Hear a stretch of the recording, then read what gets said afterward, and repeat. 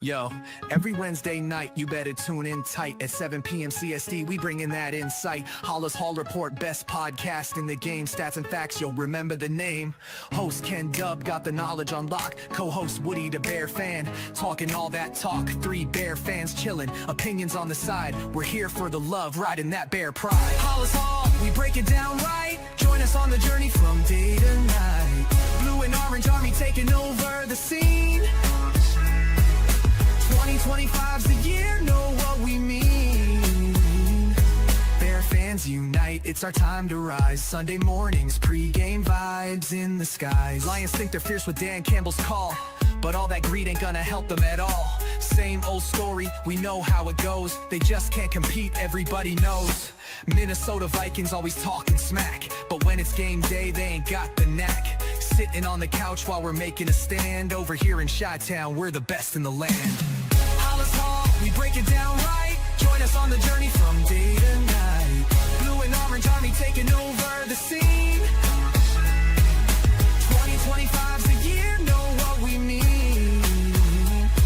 Bear fans unite, it's our time to rise. Sunday mornings, pre-game vibes in the sky. Packer fans yell blow pack blow, but can't see the truth. We're stealing the show. Rivalry heated, but we stay real cool. Halas Hall Report, yeah, that's the rule. With every episode, we build that hype. Stats and team news, we got the right type. Fan base strong, we ain't looking back. 2025, it's a winning attack. So gather round fans, put your hands in the air. Every Wednesday night, we're breathing that bear. Join the revolution, watch the magic unfold. Halas Hall Report, we're breaking the mold. Halas Hall, we break it down right. Join us on the journey from day to night. Blue and orange army taking over the scene. 2025's the year, know what we mean. Bear fans unite, it's our time to rise. Sunday mornings, pre-game vibes in the sky. So mark your calendars, don't miss a beat. Every Wednesday night, Halas Hall can't be beat. Stats, facts, team news on deck. Halas Hall Report, what did you expect? 2025, the Bears are here to stay. Blue and orange in the north leading the way. Hey, good evening, and welcome to the Wednesday night edition of Halas Hall Report. And we've got a special episode today. Of course, we've got, as always, the man who has no opinion like myself on anything, Woody. Good evening, Woody. Good evening. Fuck yeah. And, of course, special guest, it's Haas. Yes, he is a Saints fan. Yes, we will be talking War Week. Haas from Driving to the Top Productions. And we'll get into his show a little bit more, too. And I'll be on his show later tonight, which will be at 9 p.m. Central. And we'll get to that in a little bit. But first, and Haas, feel free to chime in on the first topic if you want, of course. We're going to talk Monday Night Football, the revenge game, if you will, the game where a lot of people tried to drum up this animosity between Bears and Redskins or / Commanders fans, however you want to call them. The reliving of the Hail Mary, which I was at last year. And we had a game, and boy, what a game it was, Woody. Oh, yeah, it was great start, up 13-0. And I'm like, in the back of my head, I'm like, you know what? This is the Bears. This happened week 1. We were winning, lost in the fourth quarter. They took the lead by 8. And then I don't know if anybody else, please chime in the comments as well. It seemed like the refs were out to get us on Monday.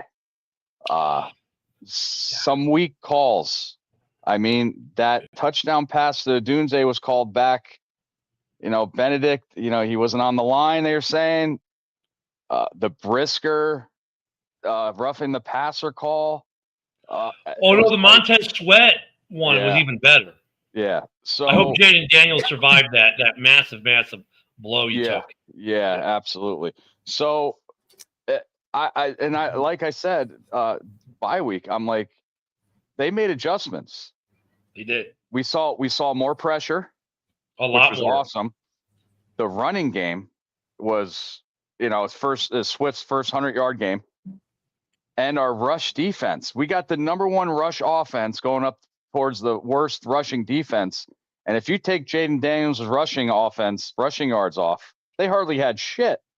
So all around. And I said, consistency. offense, defense, special teams.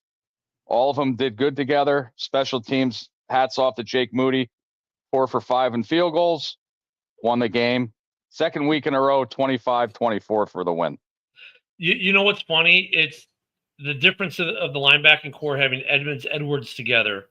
Whew. Made a huge difference, and of course, Gordon made a huge impact. And really, the only weak spot right now is JJ's replacement. And you know what? He didn't have a bad game. He had a call on him, and he got burnt. But he's actually been doing a pretty good job overall, filling in for JJ. So if we do anything at the deadline, that's it. We need a better corner if one's available. But he's serviceable. He's doing okay. I thought one of the funniest miscues for the Bears of the game was late in the game, unfortunately. Montez Sweat, man, just blows past the offensive line, but he also blew right past Jaden Daniels. He just ran right past Jaden. I'm like, dude, you just ran past the quarterback. It's like, and he kind of realizes it, turns around and pursues, but noticeable difference in the offensive line too with Theo Benedict. I think what he brings that Brown doesn't bring is he's much better on the run. Because if you look at what's different in the run, there's only one difference, and that's Theo Benedict at the left tackle. And it just seems with him at left tackle, the protection was about the same, on pass protection. But on the runs, I think he's better on the run. And he played a great ball. I mean, once again, Poles finds this guy, undrafted free agent rookie, brings him in, injured last year. They don't cut him. They keep him. They mature him a little bit in last year as going through injury. He had a great game, and I think he was part of the key for that offense with creating, finally, for the first time this season, creating these little creases and these holes for our running backs to get through. Swift averaged 7 yards a carry. Yeah. Back to the Nashawn Wright. I mean, he's like I said, cornerback, if anything. But he did have 2 big turnovers already this year. Yeah. The pick six, and that was a big fumble. So it must have been a defensive back blitz that he was right there and got that fumble. But where he's needed is, covering these receivers and stuff like that. Scary Terry wasn't playing, and hats off to the defense as well. They held Evo Brown to shit. So all around.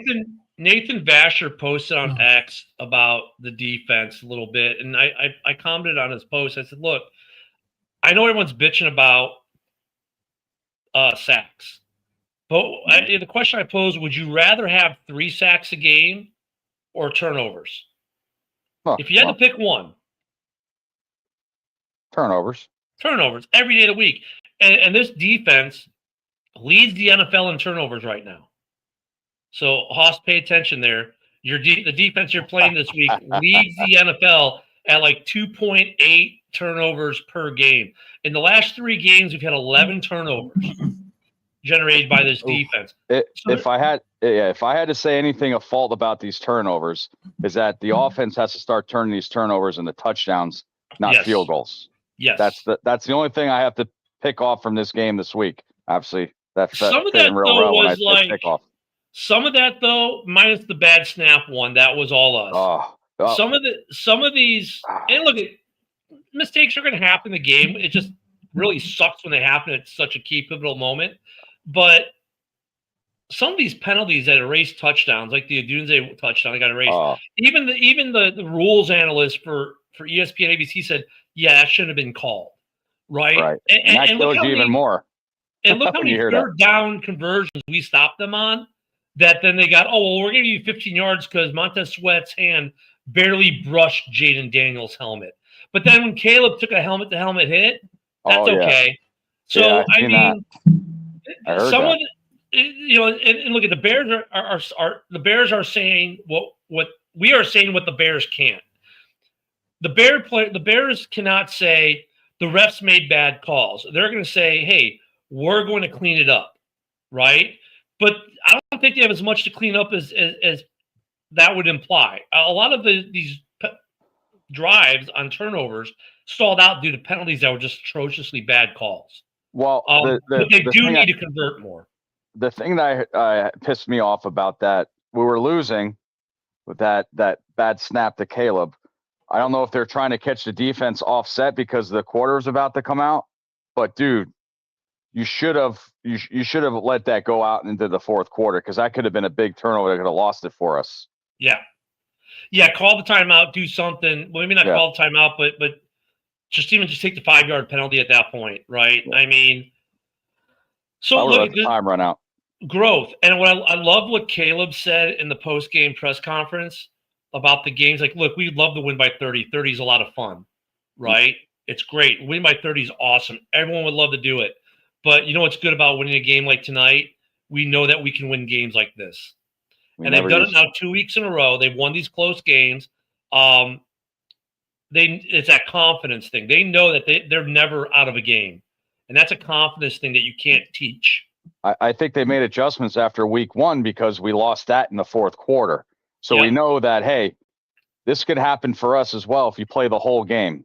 And special teams won it 2 weeks in a row for us. Now, Haas, you got a treat because normally it's hard to watch your next week opponent because usually they're playing at the same time you're playing on Sunday. Did you get to watch the game on Monday night? I watched some of it, but I was watching 2 games at the same time. What'd you think? What'd you think of the Bears game? Parts you saw. Good thing I didn't bet this on FanDuel because I'd have lost. Now, Hoss, I want to ask you something before you watch that, or before the game started. Did you have the Bears having any chance of winning this game on Monday night? No, not a close game, 1 possession, but I didn't think they were going to pull it off. Just like I didn't think the Falcons were going to pull it off with Buffalo. So I lost both games Monday night. I said it on that morning show. I was like, Ken, watch Atlanta at home. Yeah, they're good at home. And I took Buffalo, and I was like, no, Buffalo's going to rebound. But man, they never got their offense cooking. And Bijan Robinson was a beast. Yeah, and without Bijan though, I don't know how the rest of that offense does though for Atlanta. But he was able to run all over. I got to watch about the first quarter in the Bears game came on, so I switched. But man, Bijan he wrecked that game for Buffalo. All they have is Pitts. They're using Pitts more because I'm glad because when he came out of college, I was like, this guy's going to be a beast, but they never used him right. And, London too. So yeah, without Bijan, I mean, Algiers is there too. He's a tough ass runner, but Bijan Robinson is their offense right now. And it was ironic because we have so many people like the Mike, like Mike the Bear fan, like Broski, 2 Bears fans. Billy, I think, is part of this crew too, if I remember correctly. The Get Rid of Swift campaign. But tell me Swift did not show you exactly why we have him on this roster. Wow, I didn't think that was going to be a touchdown. I thought he was going to get pushed out of bounds or he was going to go out of bounds. But wow, and Troy Aikman. Oh, the Bears got lucky. Yeah. That's why he's all over the news right now. Oh my God! They were more than lucky. They probably played a little better. Yeah, well, Troy Aikman said that the Bears got lucky with all of it. Like that touchdown was luck, and Aikman is getting roasted on X by Bears fans. Basically, what they're doing now is they're taking Troy Aikman's career numbers and just picking a quarterback and putting their numbers up side by side and go, look, Aikman's not even as good as like they've done Jay Cutler, they've done Tony Romo, they've done. You can just name a bunch of different quarterbacks, and like Aikman's numbers, and he's a Hall of Famer, mind you, because they always say the Hall of Famer. He has to be the worst quarterback in the Hall of Fame, period.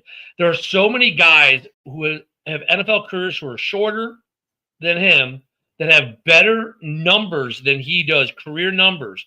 Scored more fantasy points, too, if you want to use that as any part of your looking into how good he was. And Aikman's worse than all of these guys. Cutler's got better numbers. Romo's got better numbers. They were just going down this list. It was like, yeah, he's getting roasted right now. Aikman was so busy slobbing the knob of the Commanders and of Jaden Daniels, and he took every opportunity to say anything negative he could about the Bears. Well, Monday. Ken, thanks for that visual. I never heard slobbing a knob out of your mouth. But yeah, Jody heard it too. But Hoss, I would say this too. I would take Drew Brees any day of the week and twice on Sunday over Aikman as well. Yeah. So hey, yeah, but all Woody, around, it was an all around good game. Like I said, three parts of the team, they all work together, and look what happens. Hey, Woody, asked Jody if she agrees with me though. Slobbing a knob. Oh, jeez. That Aikman was flobbing it all over Washington every chance he got. Well, she was just too busy hearing me yelling. Oh, okay. Yeah, she said she did that the other day, Ken. But anyway. Yeah. Yeah, I'm telling you, it's Jesus, Jody. You two are perfect for each other. I know. The defense though, great. I love that they made the adjustments and it came out of the game injury free. We do have to talk about the one injury we did have out of this game, and that's DJ Moore. Sewell. Who? How about I Sewell? don't want to hear this. DJ Moore wants out of Chicago. DJ Moore has no heart. DJ Moore's numbers are down, so we need to get rid of him stuff because he gets hurt and he's still in there laying down blocks, running routes, drawing people in coverage, and then after the game. He stays behind, and they go to the hospital for precautionary, and I understand why because it's a groin injury. And look at with JJ being out, I get it. Stay behind. I kind of had a feeling it wasn't anything super serious when we didn't hear anything that night. When we didn't hear anything to Ben Johnson's press conference the next day, he's like, "Look, he's already back in Chicago. We just want to take precautions." If it had been serious, we would have gotten word in the morning. Now, I don't know. Was he on the injury report today? I'm sure he was. I'm sure he did practice today. But if that's the only injury come out of Monday night after that game, and that was not an easy game for anyone, I'm happy. I'll get that injury report right now. Yeah, I was going to do the same thing. Let's see here. Oh, this is the. I'd be surprised if he's not on the injury report. Okay, so this who didn't practice today? All right. Jonah Jackson, his ankle, didn't practice today. Grady Jarrett, knee, didn't practice today. DJ Moore, hip groin, did not practice today. Santos, right thigh, did not practice today. Noel Sewell, concussion, did not practice today. And let's see, Austin Booker and Travis Homer were full practice today.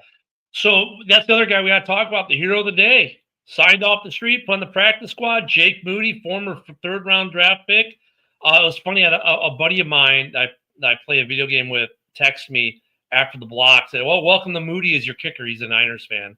And I didn't respond until after the game. I said, thank you very much. What did you think of Moody in his debut? It's impressive with the wind, and I wouldn't be lying if that last field goal was a 28-yard, 38-yard field goal. Okay, I turned my head, and my head was in the cushion, and I heard Joe Buck say it's good, and I was like, then I yelled. How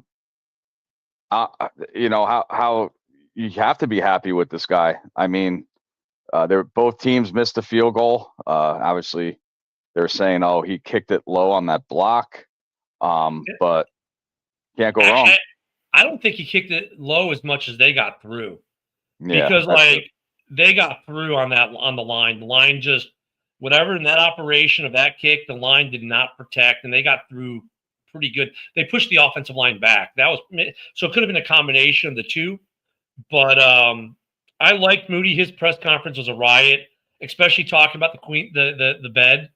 And then they pressed him. I said, "Guys, I'm joking around. The bed was okay, And he got the game ball. He got the game ball.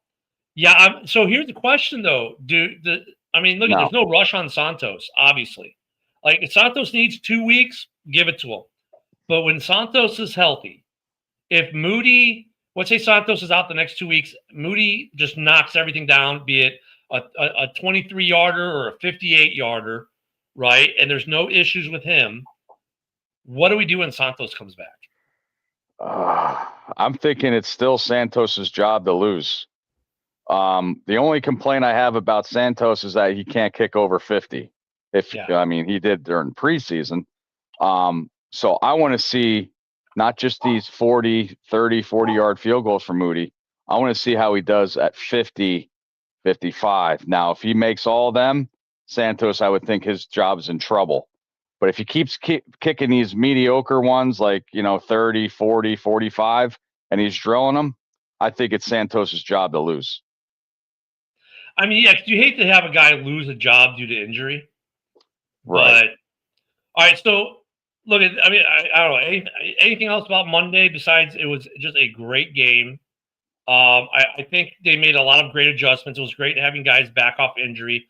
Offensively, the only complaint I have is we're still not using our tight ends. Yes, Loveland had a good catch. Mm-hmm. Did Komet even get a target? No, absolutely not. No. So we're still not using the tight ends enough. That's one thing I like to see them do better. I get it. We got these two tight ends. They're threats. Last time the Bears were in NOLA, Komet had 2 big touchdowns in that game. I was at that one.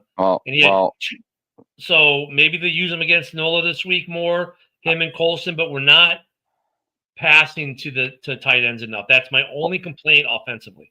Well, I don't want them to use the tight ends at all in NOLA because Haas, I don't know if you were around. I know Billy, me, and Kenny were about the Zach Miller injury that happened in NOLA. So just be careful out there. I mean, this game's in Chicago. Yeah, I know. But I just want to. Anytime I hear the Saints, I think of Zach Miller when they play the Bears all the time. Billy, you have to be a happy camper this morning or today. Yes, man. You got to be happy. It's 3 wins in a row. We're not used to stuff like that. So, are you changing your mind on DeAndre Swift? I guess so. I mean, we always knew he was good. We didn't have the line for him. And like I say, to see the line block and give the guy holes, it's just like, okay, that's why we got him. But let's just hope they can continue that. I think it's got to be consistent, though. I want to see this. Oh, exactly. I mean, I enjoyed it. I want to see it more. Right. And I think, like I said, this was the first game where I actually saw the offensive line create some seams and holes and get pushed. The rest of the games this season, the offensive line's been getting pushed back. I think Theo Benedict is actually the difference maker in this case, where because the pass protection at left tackle is virtually the same as it was before. For pass protection, the biggest difference I noticed in the line with Theo in it is the run protection was much better, and he got a lot of good push, and he's better at the run than Braxton Jones, I think. But not only that, I mean, look at they used 3 running backs. You got to see a little Roshan. You saw, you saw 3 running backs. I mean, you saw a little difference. So yeah, but Roshan had what, 1 carry? 1 or 2. 1 or 2, I believe, but he was in there. I was shocked. You can see, you always tell him he's got that big ass helmet. Yeah, he's got the big helmet. I mean, not as big as Dobbs, but no, yeah, Dobbs, Romeo Dobbs, you can see his helmet from the moon. Yeah, that's a parachute. Yeah. So Haas, by the way, meet Billy. Billy meet Haas. I know you guys haven't met. Haas, so Billy runs is part of First and 10 Tailgating, the Hall of Fame First and 10 Tailgating. There we go. And if you ever watch a Bears game or seen highlights and seen a guy with a leather football helmet and a defense sign on TV, yeah, that's Billy. And if you ever go tailgate, I'm telling them to make you a fucking sandwich. Oh, I'll be making them sandwiches on Sunday morning. I wish I could get up there for that. Wow, so let's transition. Let's transition to the weekend. We got Haas here. He's a good buddy of mine. He's on Driving to the Top Productions. I do a show with them on Tuesdays. He's also a Saints fan living in Louisiana. So we got some War Week. Look at a couple of weeks ago, he brought out the paper bag. That paper bag, though, has kind of gotten put away a little bit because look at the Saints. I go find it. You got to find it. Look at their defense has been playing. Their defense has actually been playing pretty decent ball this season. It's just their offense was not. It's O-line. O-line is trash. Well, I'm telling you, I like Shaheed as a wide receiver. He's a quick. Listen, a big win the Bears had Monday night. I know we're playing at home against the Saints, Saints, beat the Giants and stuff like that. I don't compare between teams, but that's the rule, I say. But I just don't want them to take them lightly after this big win on Monday. Well, who'd they play this weekend? They lost, right? Wasn't it? I know I watched part of it. Where's my? We lost to the Patriots. Yeah, but they kept it close early, and just like they did Buffalo. Yeah, I mean, so like you can't sleep on the Saints. You can't let that record fool you. Nope.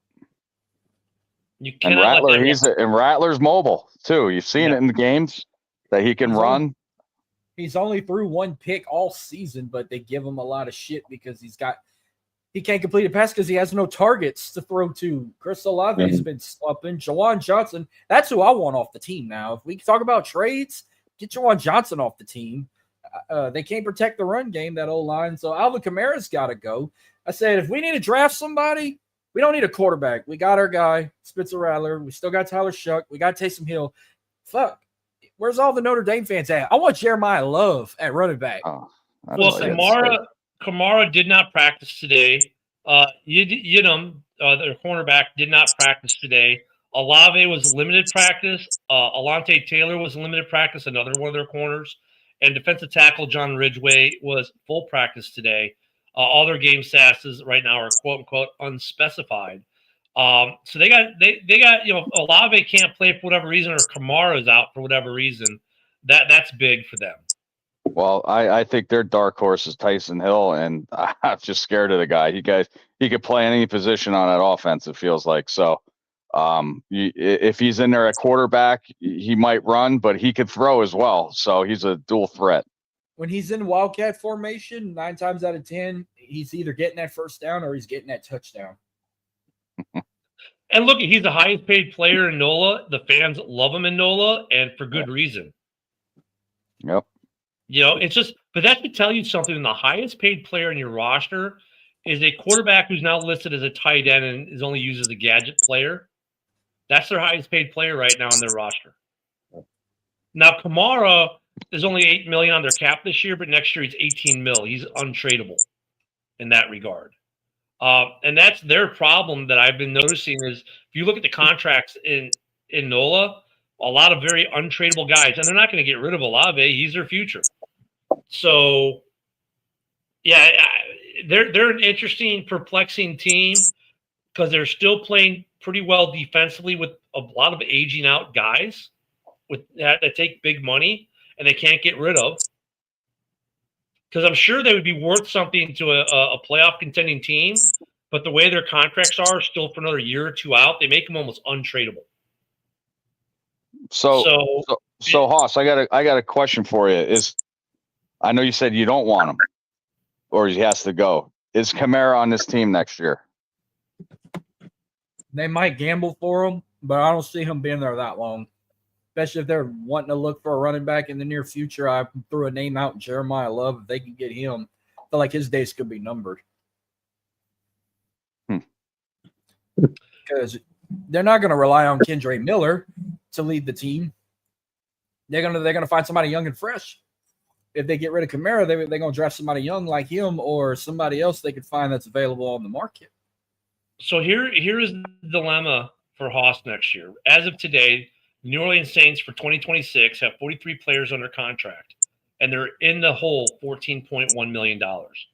Alvin Kamara's cap hit next year, $18.5 million. And if they cut him pre-June 1st, almost all of that, except for $359,000, is dead cap. If he's post-June 1st, they can save $8.5 million and only take $10 million in dead. And same thing like Cam Jordan's a big expenditure for them next year. Taysom Hill, not so much. He's only a $13 million cap hit next year. But they've got guys who are, Cam Jordan's 18.7 next year. Eric McCoy, 17.6. DeMario Davis, 14. Chase Young, $20 million on the cap next year for Chase Young. Yeah. So Ken, with all these numbers you pointed out just now, how does a team rebuild from this if they want to go in rebuild mode? Either be willing to take a shit ton of dead cap and really, really, really, really suck for a year, or find someone who has cap space that will take that player on. I don't know. There's a couple teams out there need running backs that might take that. Kamara. I mean, Hoss, what? I mean, I live in the NOLA bubble, right? Where I live in Pensacola, we're a Saints area. I don't watch local stuff. I don't listen to local stuff much. But Hoss, what are you hearing in your neck of the woods about this roster going forward? Hopefully they can get another win this season, because it's like the boat. This is like no stranger thing to us. Like, I need to be wearing a Spencer Rattler jersey. I get one, but I have a bad luck when it comes to getting players' jerseys. 9 times out of 10, a player I get, he either gets cut or gets traded. So I joined the bandwagon where I get custom jerseys made. I either put my name on the back or put a chant in the back. No, well, so yeah, I know Alontae Taylor wears number 1, but this ain't Alontae Taylor I got on. This is a custom. I only get retired players, right, Billy? That's right. I had the Briggs jersey for a tailgate. I need to be on that boat, but I don't want to hear people like, I don't know why you wear him. He don't play for him no more. Yeah, I've got. Here we go. I got a Fields jersey, I think, after year 2, because I got a good deal on a salute to service. And that year's salute to service looked really good. Actually, it's one of my favorite jerseys. It just sucks that it's Fields on it now because obviously he's gone. But I did get a salute to service on those 2. I got salute to service for Caleb and Rome. But the majority of my jerseys are guys who are retired Hall of Fame, whether for Chicago. But I hate that, when you buy, especially if you're paying like $350 to the NFL shop for it, like, now, obviously if you know a way to get them cheaper. Yeah, we do, Ken. We know how to get them cheaper. Yep, look, I got your answer right here. DH Gate. I get, even though they're made in China, that's where I get my jerseys from. Well, and then I don't mind spending $20, and I figured this one on Rome and Caleb, they were a little bit safer bet maybe than Justin was, but the reason I got Justin is I really liked the salute to service jersey that year. So I wanted to ask Billy. Billy, I saw the video that you guys cheering on the winning field goal. What jersey were you wearing? I had my pink Buckus on. Very nice. And when you're on the floor face down, I like that as well.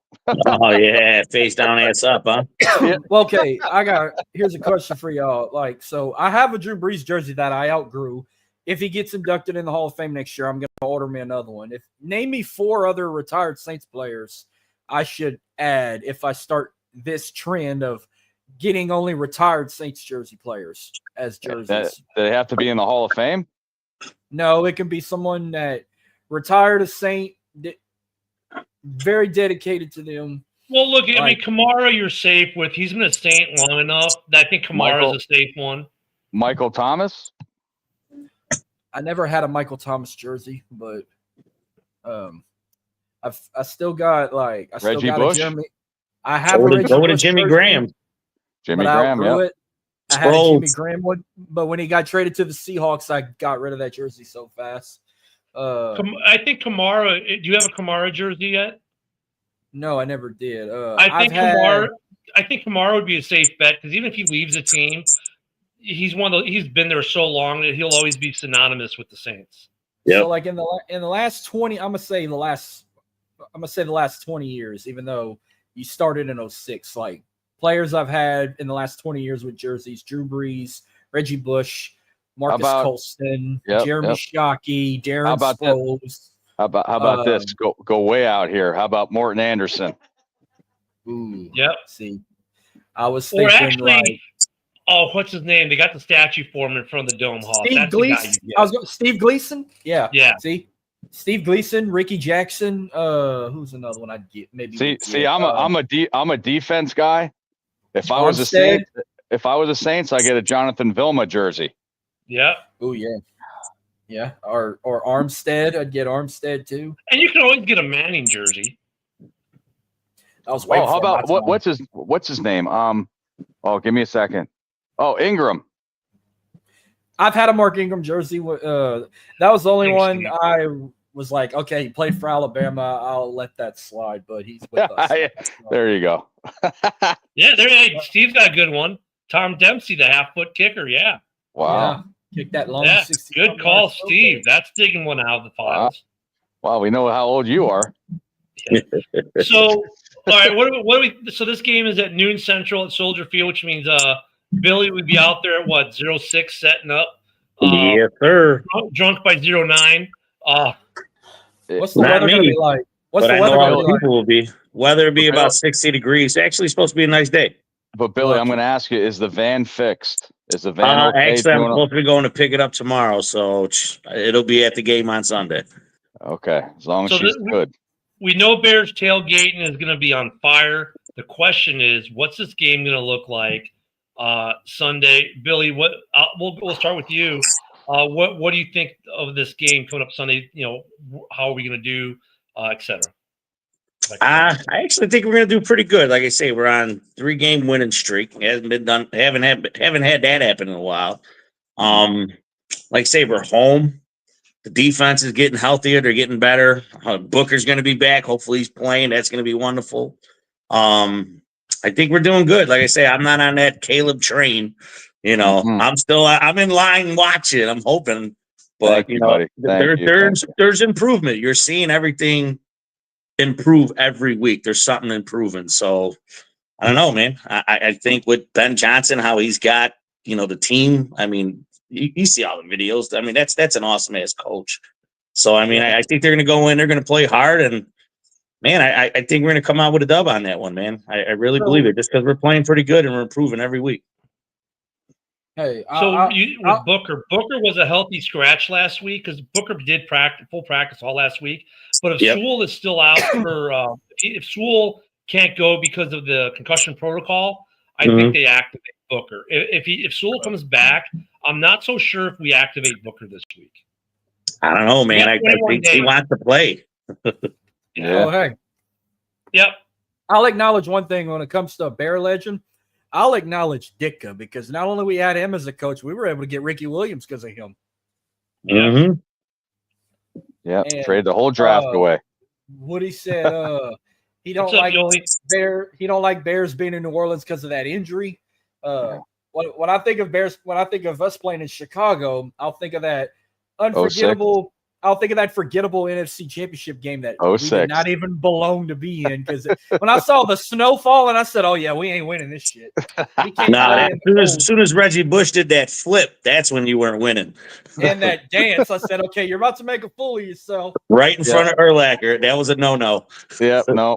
Yeah. And that horrible combo of gold jersey, white jersey, gold helmet, white jersey, black pants. I hate that combo. What a passion. So, with Caleb, though. What's up, Yoli? Caleb had some balls that should have been caught Monday. We didn't say that when we were talking about the Monday game, but like in the fourth quarter, who was that across the middle? Zacchaeus? Dude, he would have gone to the house on that ball. You know what? He'd still be running right now. Yeah. Caleb had some really good balls. He didn't put balls in a place where you're like, oh, God, no. But he still – some of the balls – and of course, Troy being Troy is going to point it out. So you have to give a little bit of credit that he pointed it out. But one or two of the balls, he's still a little behind the receiver. Yep. And the one thing I've noticed the last 2 weeks, sometimes in the middle, when the receiver stops instead of having to camp out, throw me the ball, Caleb is thinking he's still moving. And so they've been able to make those receptions. That's a communication issue. That's going to get better. So hopefully that gets better maybe for this week. And then maybe Billy, you'll stop have to wait in line and you can finally take a seat on Team Caleb. Haas, for your team coming off, I mean, you guys played a team that's caught fire lately in New England. Taking the L after really, I think the Giants game is kind of a misnomer too because you guys played well against the Giants, but dude, that rookie quarterback there is why I think the kid's going to be really good for them. He's got a lot of moxie. He was terrible on his first road game. I think a lot of that went to just New York being bad. But what do you think of your Saints' or what do you think their chances are, and what do they need to do to beat the Bears this Sunday in Chicago? That offensive line needs to protect the run game first off, protect Spencer Rattler, and them running backs, Chris Olave, Juwan Johnson, run your fucking routes and catch the damn ball. It's the offense that needs this preaching. The defense, I think, got a game plan. It's that offense, and it starts with the O-line. So, where are you guys ranked on rush defense? Because the Bears just destroyed one of the better run defenses in the league on Monday night. Where are you guys at? I'm gonna look it up, but I wouldn't be surprised if we're somewhere in the middle. But I'm gonna pull it up right now. They're ranked 19th right now in rushing. In rushing or rush defense? In rush defense. Okay. It's ranked 19th as of mid-October 2025. So, and Billy or Woody, chime in on this one. After Monday's game, I don't want to say the run is solved, right? But considering how we shut their run offense down, and they had a really good run defense, and we just had our best run game of the season, I would think for Nola that's going to be very problematic. And then, oh, by the way, we have one of they got y'all second. What now? In rush defense, they got the Bears second with the 49ers number 1.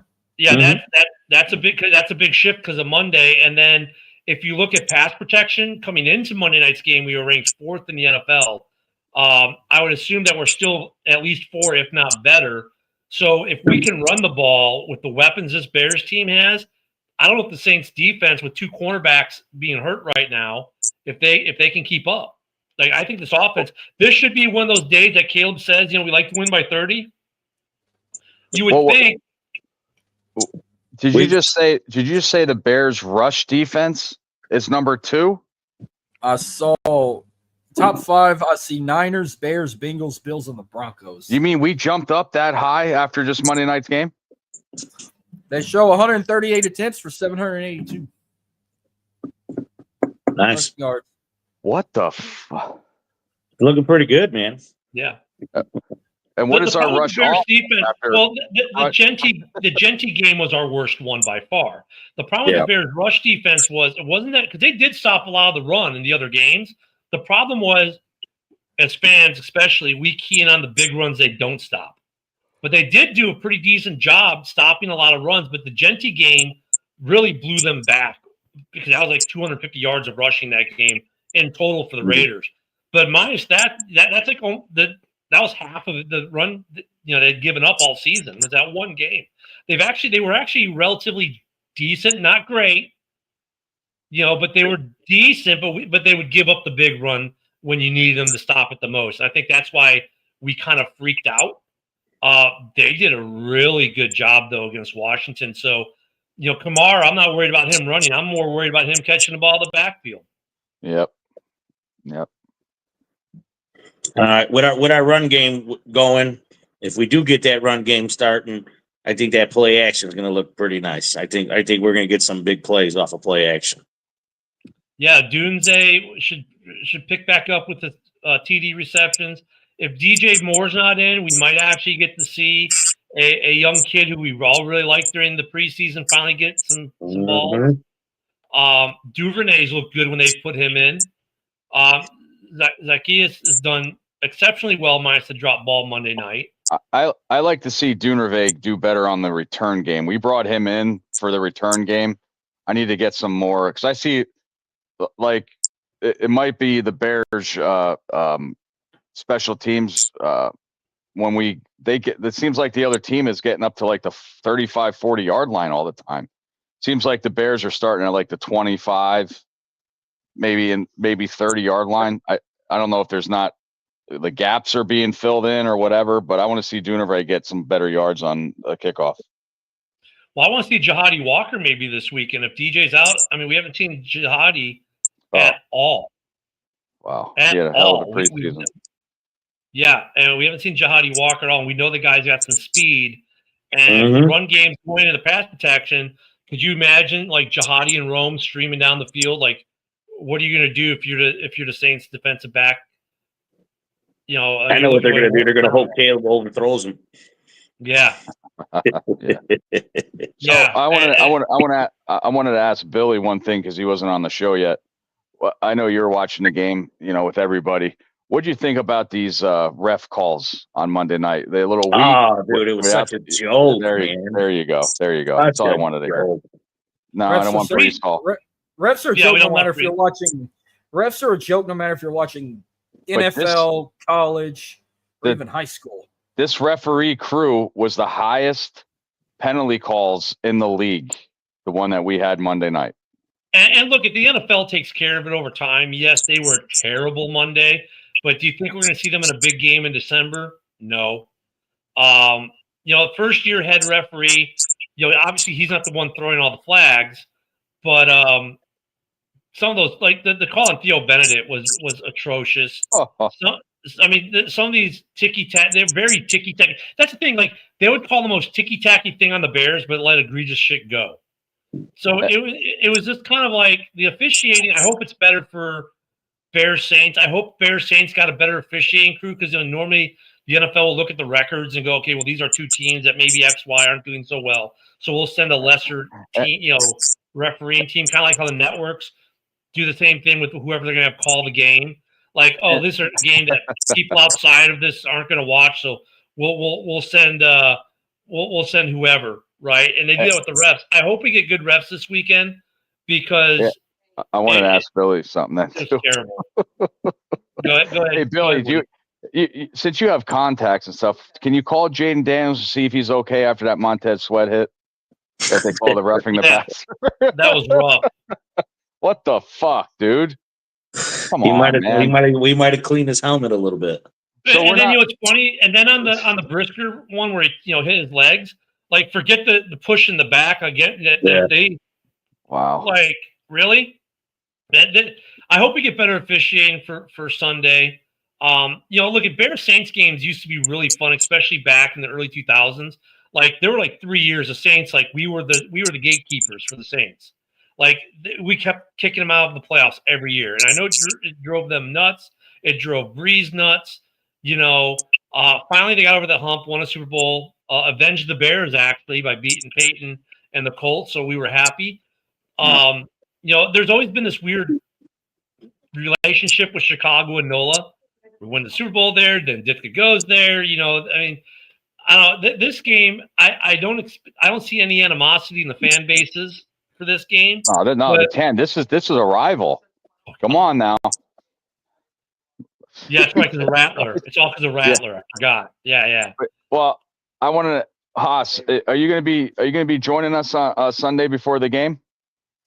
No, I won't be able to. Okay, so what would be your, since we have 12 minutes left? What's your prediction for Sunday and why you think so? Well, I got two predictions. If by some miracle we pull this off and get the win, I think it'll be by a field goal, like 27-24 if the Saints win.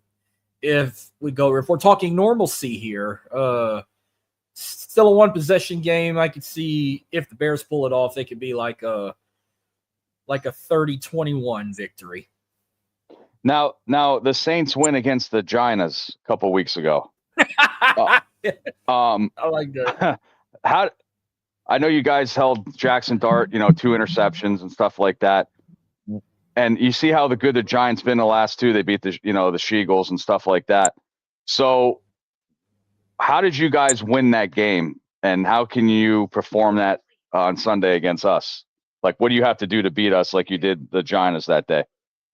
Well, we don't want to hurt no players, but I think they knocked Cam Scannable out so hard he couldn't ball out like he'd been doing all season. But right, we'd have to. I know y'all good at stopping the run game and rushing and everything. We just have to run the ball better, protect the damn run game. Like I've mentioned, we got to run through that shit, man. But other than that, run them routes. Don't get covered. So Rattler's got to be like, no, he can't be under pressure and complete a pass.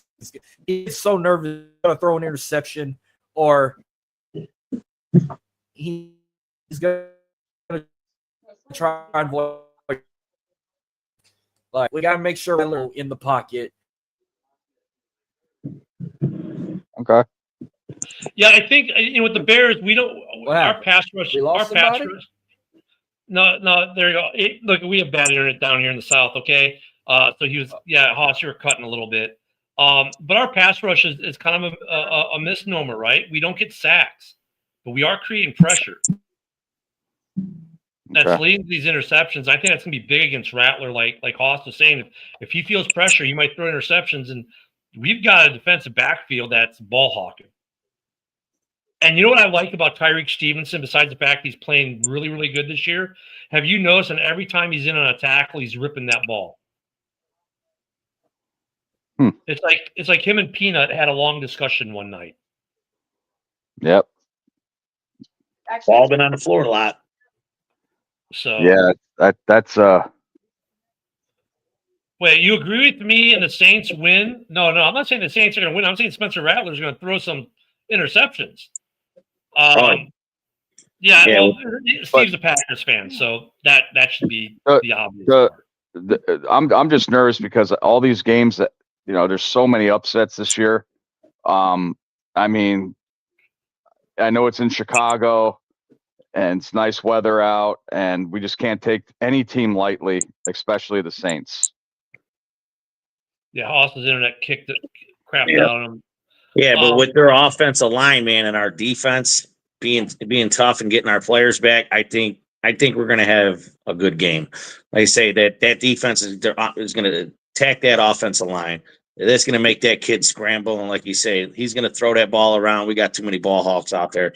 I think the defense is going to at least get a touchdown, help that score out. That would be nice to get a defensive score, and we got a few minutes here. Let's look at this. We have the Saints this week, okay? Then we get the Ravens, then we get the Bengals, then we get the Giants, and then we finally, right on my birthday weekend, we hit the Vikings. Of the next four, just keen on this, we should win all four games. There's no reason why the Bears can't win all four of those games. And I think the key for this week, it's kind of what Billy just said. The defense is going to be all over Rattler, and we don't need to sack Rattler. We need to do what Haas said, make him nervous, make him throw bad balls. And we got guys who are like Byard, who are just hawking. And they need a defensive score too. Offensively, the Bears, look at every game they've played, that offense has gotten better in one way or another. This is becoming that Bears team that you don't want to play because they're getting better on both sides of the ball by big leaps and bounds, and you're seeing the effect of Ben Johnson as a coach. They're emotionally stable, right, during the game. They're all about business. We're not the loaf thing, doing push-ups on the sideline because they loaf. We're not that point yet. But this is a game like, I don't want to call it a coming out party for the Bears against the Saints, but it could be. It could be. So Haas, you gave us two predictions on here. We only give one. So what is your final prediction for Sunday's game and why? Saints win by, I'm going to go with the first one I said. Saints win by a field goal. There we go. There you go. And Steve, because I said the Packer thing, because Packer fans will always pick against the Bears in the worst possible way. Love you, Steve. The doctor of football, thugonomics. Got early. Come on now, we're with you, man. What are you thinking for this game, Billy? Because I know you won't be with us Sunday. So what's your prediction for Sunday? Yeah, like I said, I think our defense is going to attack their offense. Get that kid. I think our defense is going to score. Our offense is going to score. I think we're going to I'm going to go 31. We'll go 31-14 Bears. Woo! That's a Cowboy score. Yeah, it is. I'm going with it just because of that defense, man. Yeah, we're going to score. I think we're going to get a touchdown, maybe run, but I think it's our defense that's going to win it for us, man. Like I said, their O-line is crap. We're going to attack that O-line and rattle that kid's head. And with Edwards back in the linebacking middle, I think that kind of it makes Alvin Kamara have a rough day because no one really does well against those two coming out of the backfield for catching, when those two are in games. And then you add that we got, Brisker, Byard, Spidey all back. I mean, I think, and look, it's a revenge game too for the Bears. Another revenge game. Steve, of course, is taking the Saints by 2. No, well, okay. I mean, I'm fine with that. Like I said, Packers fan. I can live with it. But you are illiterate now for saying that shit. Yeah, but look at for our our defensive coordinator. This is a revenge game. This is the team that fired him. Yeah. Wow. And I think that playbook is starting to open up more on defense now that he's got his personnel in place. So, we hired a defensive mastermind and an offensive mastermind this year. And like I said, I think going forward, I'm not going to give my prediction. I'm going to say the Bears are going to win. That much I will say. I won't give a score until Sunday. But this is becoming that team that you do not want to play against because they're putting together on both sides of the ball highly effectively with two guys who are just brainiacs at their craft. And my God, they both look intense all the time, don't they? Do either of those guys smile? More than me. Yeah, I think so. I think Dennis Allen smiles more than Ben Johnson does. Well, I like the way Ben Johnson in that was a full start. He said, "What the fuck are you guys doing on his mic? Your red lips." It was awesome. Oh, yeah. He said, "Shut the fuck up." Yeah, shut the fuck. I like the way he does that in the locker room after the win. He pumps them up. His press conferences are crisp, and it's just hopefully he's coming around and he's making me a believer. I'm like with Billy though. I'm not on the Caleb train yet, but he's on pace for 4,000 yards that no Bears quarterback ever did, 30 plus touchdowns, and only what they said 8 interceptions. He's got the best touchdown to interception ratio of any quarterback ever taken, number one. Well, when he's upright. Yeah, I know. Yeah. Yeah. Yeah, well, I mean, Steve, it could. Yeah, there's a reason why no one ever talks about it because we want to talk about. Well, if someone it's like us coming out and saying, "Well, hey, Haas, if Kamara gets injured, you guys are toast." Like no one's ever going to come out and say that. I mean, it's kind of like we know injuries happen. We don't wish injuries on anyone's players. But yeah, they definitely can completely change the narrative of a game. Just like for the Bears defense last week, getting 2 guys back for the first time this season completely transformed that defense. Hell yeah. And when Booker comes back in, oh boy. Yeah, I'm psyched for that too. And when they brought up Moody and didn't have Homer's no big deal, and Booker was out, I'm like, damn it. It was like, man, Gordon said he was playing that 1 week, he didn't play, and now Booker, and I'm like, come on. So, Haas, we only got a few minutes left, so let me throw this at you with the little time we got left. If the Saints lose and it's close, 2 questions. If they lose and it's close, you guys are you guys trying to sell? And if you guys get blown out, are you trying to sell? Does that make a difference in how you lose? If you were to lose, does that make a difference? Yes, that makes perfect sense. If they get blown out, they're going to want somebody gone. If it's a close game, they might give them another shot, but depends how that game goes. I mean, at what point are the Saints becoming sellers, though? If you guys lose to the Bears this weekend, is it time to start selling? No, I think it's time to start selling if they lose to the Carolina Panthers in like 3 weeks. They're not too shabby. Yeah, but the trade deadline is on the Tuesday after week 8. This is week 7, so you got this week and next week, and then you got team. That's it. And I mean, you can always trade after that to clear the waiver process, and that's a little bit trickier. Then it'd be after this game, then they'd be selling. So if you guys are in cap hell and say you guys keep losing, don't you want to just tank and get as many higher draft pick for yourselves? Because these teams might not take. Yeah, might as well. Yeah, I agree. Might as well. Well, hey guys, great show. Thank you, Billy, for coming on. It's always a pleasure to have you on. Steve, I can't wait to get up there tailgate with you someday. Steve, that's TJ Edwards. That's your answer. Haas, real quick, why don't you tell people where they can get you at in about an hour? They can find me on X at BigHoss337. My show on the go at @onthego_TXLA. Going live at 9 p.m. Central on YouTube, Facebook, and X. Me and him are gonna do our Saints Bears preview, and we're gonna recap the previous week in the NFL and make predictions at the end. That's all you're gonna get tonight. Sweet. So there you go. Don't forget to join us back here, Woody and myself at minimum, for Sunday's pregame show at 11 a.m. Central. Of course, Billy probably do a cameo live from the, as he always does, from the tailgate. That's right. Everyone, have a great week. I'll see you tomorrow morning on Ken and Ken as well. Have a great morning or great week. Bear down. Bear down. Who that?